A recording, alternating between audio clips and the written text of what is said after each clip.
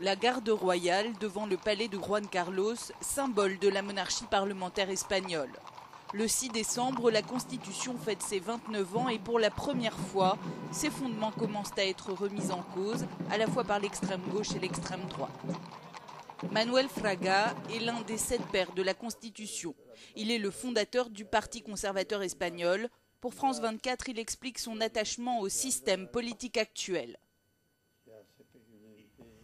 Est-ce que c'est de la folie de critiquer la monarchie parlementaire aujourd'hui en Espagne? Oui, c'est de la folie. Après les chèques des 2 républiques qui ont été une vergogne pour le pays. Cela relève de la folie. Et le système est le moins mauvais pour l'Espagne d'aujourd'hui. Comme il est excellent pour l'Angleterre, pour les pays scandinaves, etc.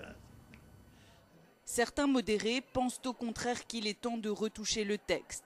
Ramon Rodriguez était étudiant à la fin de la dictature à la faculté de philosophie de Madrid.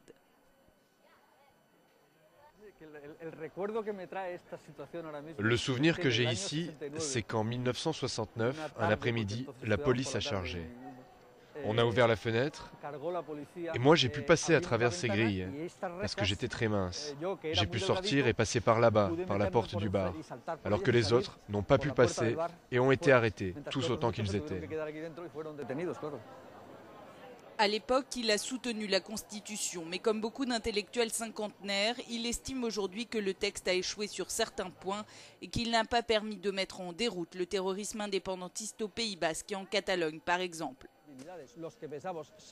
Beaucoup pensent comme moi que l'on a cédé énormément de choses au nationalisme, et cela n'a rien changé, sauf que cela n'a fait qu'augmenter le radicalisme nationaliste. Et donc, nous disons que la Constitution aurait dû être plus fermée pour empêcher les prises de pouvoir dans les régions autonomes, qui ont conduit à cette situation.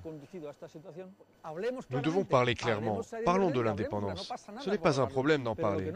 Mais ce que nous ne pouvons pas faire, c'est rester encore 30 ans en disant « Voyons si on peut céder tel point, mais ne parlons surtout pas du fond, parce que c'est autre chose. » Non, il faut de la clarté.